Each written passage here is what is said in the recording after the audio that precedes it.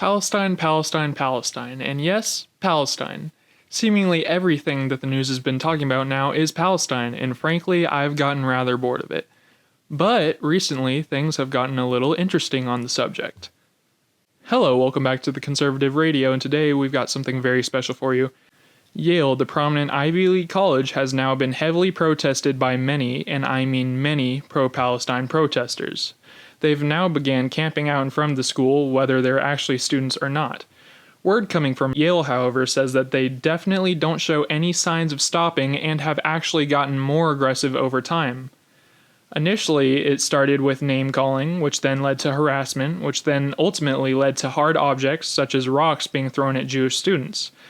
Inevitably, the police got involved, which the pro-Palestinians certainly didn't like, and after quite a while of rioting, the police eventually arrested about 45 protesters.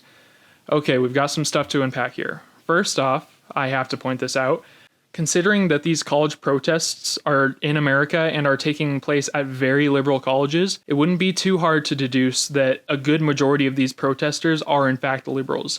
Now, this very fact can and has been used against many of the liberals that you see at these protests. As everyone knows, the supposed cornerstone of the modern liberal agenda is progressivism. Quite often, these progressives have claims that there will be no tolerance for intolerance, bigotry, or racism, etc., etc. And I'm willing to bet if you asked any one of those protesters, they too would call themselves progressives, not knowing that this reveals a gaping double standard. Progressives are iconically against discrimination, yet with Palestine, that's the name of the game.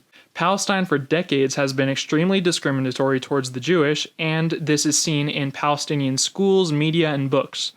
One might say, no, that's not true. To that I say, open your eyes. The Yale protesters threw stones at Jewish people. A little bit ago, Miss Israel was attacked by a pro-Palestiner, and not to mention how Palestine started this conflict in the first place. I've seen Democrats defend Palestine, saying that Hamas actually started this war. That flimsy defense, though it appears solid, is completely hollow.